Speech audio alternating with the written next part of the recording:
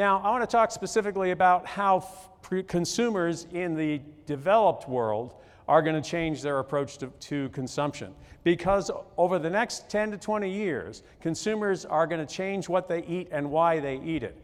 And I've just expressed this in terms of the 4 dimensions of the future of food. The first, and where somebody is in these 4 dimensions, is going to determine what they buy and what they consume. The first dimension is age. As the boomers in particular are getting older, our bodies are becoming less resilient, and as a result, we have to eat more of the things that we should and fewer of the things that we want. So more fiber, fewer Big Macs. And we're all thrilled about that, I can tell you. And what that is going to mean is that consumers, particularly boomers, are going to start paying more attention to the value, the nutritional value, and the effect of the food on their bodies. This is where the whole concept of nutraceuticals comes in. People eating antioxidants, drinking tea and eating and drinking wine because it contains antioxidants. Men eating pink grapefruit, and so on. It's people eating food as a means of promoting health, not necessarily because it's what they want. The second dimension of food is genetic markers, or the subtle genetic differences between one person and another. Now, I'm a perfect example of how it is now true that one man's food is another man's poison. I'm a celiac, which means I'm intolerant of the gluten of wheat, barley, rye, and inherently oats because it's processed in the same equipment and tends to be cross-contaminated. So I cannot eat a normal slice of bread. It's not possible for me to do so and be healthy. And what we are going to find as we learn more and more about the individual genetics of a wide variety of people, the foods that are going to be best for them are going to be different from the foods that might be best for their neighbors. The very first Human Genome Project, the reading of the very first genome, cost billions of dollars and took decades. Today, you can process your personal DNA, sequence it, for about $10,000. Within 15 years, it'll cost about $100, and it'll take a few hours. When that happens, we are going to learn more and more about which foods do best for specific individuals. And as that happens, individuals are going to start paying much more attention to specifically what is in the foods that they consume. So greater awareness is going to lead to greater desire to know and to select what foods they eat. The third dimension of food is obvious. Price.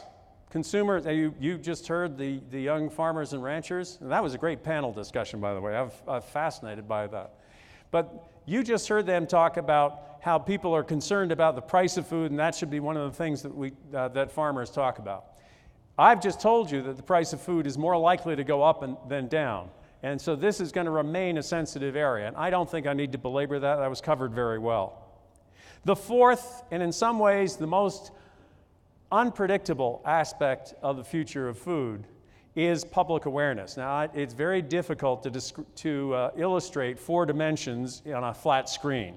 So I'm going to show it by just a change in color, that public awareness of food and public understanding of food changes over time. So, for example, people believe that eggs are bad for you because they've got cholesterol. Oh, but that's not right. Eggs are good for you because they're organic and they have all these micronutrients.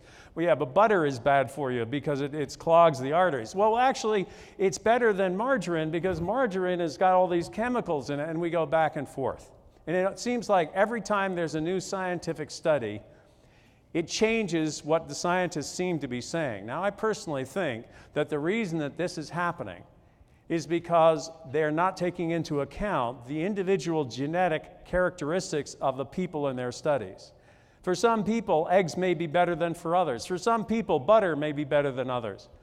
But they're not studying that. They're not keeping that in mind. And what this is leading to, not just because of the science, but because of all of the things that happen in the blogosphere and in the news, is that people's attitudes and expectations of food keep changing. We had the zero carb fad for a while, and then it disappeared. One of the things we're starting to see now is much greater interest in organic food. I was in a Whole Foods market in Southern California a while back, and they had a big display for organic raspberries. And I said, "Where are the inorganic raspberries?" And the clerk pointed. So, but what we're going to see is that as these four dimensions of food start to affect what consumers do and why they do it, you are going to start to see a new cliche emerge. So you've never heard this before, but I guarantee you're already bored with it. This is a cliche from the future. Eat right for your genotype. Eat right for your genotype. That's where we're going with food. And that has some significant implications for food producers.